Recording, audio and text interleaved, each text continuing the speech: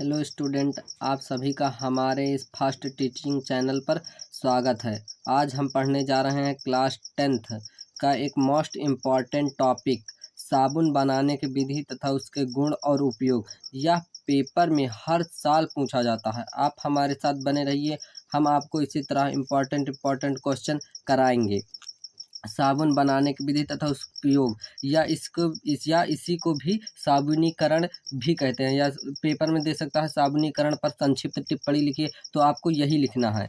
साबुन बनाने की विधि, उच्च अणु भार वाले मोनोकार्बोक्सिलिक अम्लों के सोडियम तथा पोटेशियम लवण को साबुन कहते हैं। साबुन किसे कहते हैं? तो उच्च अणु भार वाले मोनोकार्बोक्सिलिक अम्लों के सोडियम तथा पोटेशियम लवण को साबुन कहते हैं। और इसका सूत्र होता है C17H35C19। यह उम्र में जरूर पूछा जाता है कि साबुन का सूत्र क्या होता है। C17H35COONA होता है। अब हम बनाने की विधि देखेंगे। साबुन का निर्माण तेल और वसाओं के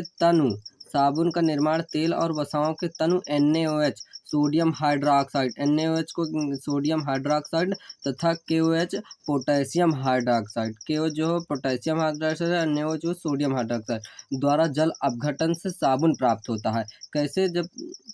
कैसे प्राप्त होता है? तेल और वसाओं के तनु NaOH सोडियम हाइड्रोक्साइड तथा पोटेशियम हाइड्रोक्साइड द्वारा जब हम जल अपघटन करते हैं तो हमें साबुन प्राप्त होता है।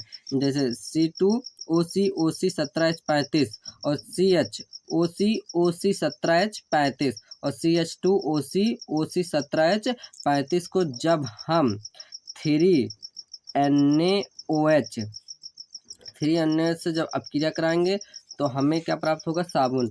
तो CH2OH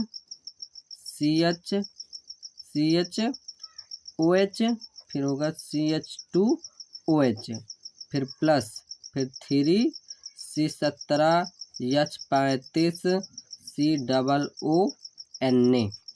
ये हमें क्या हुआ? ये हो गया साबुन। ये हमें क्या प्राप्त हुआ? ये साबुन प्राप्त हुआ। और ये क्या हुआ? सोडियम हाइड्रोक्साइड से जब हमने अपघटन कराया तो हमें क्या प्राप्त हुआ? साबुन। अब इसके हम गुण देखते हैं। साबुन नंबर 1, साबुन जल में विलय होता है। नंबर 2, यह अत्यंत उपयोगी होता है। नंबर 3, इसकी स्वच्छ कारक क्रिया स्पर्श विदित होती है। इसकी जो स्वच्छ कारक क्रिया क्या होती है वो स्पर्श विदित होती है। और नंबर 4 में है साबुन पर्यावरण मैत्री होना चाहिए। साबुन पर्यावरण मैत्री होना चाहिए। अब यहाँ पर ये हमारी साबुनीकरण की विधि पूर्ण होती है। अगर आपको हमारी यह वीडियो अच्छी लगी हो तो हमारे इस चैनल को लाइक और सब्सक्राइब करिए और अपने दोस्तों को भी शेयर करिए। आप इसी तरह वीडियो पाने के लिए हमारे साथ बने रहिए।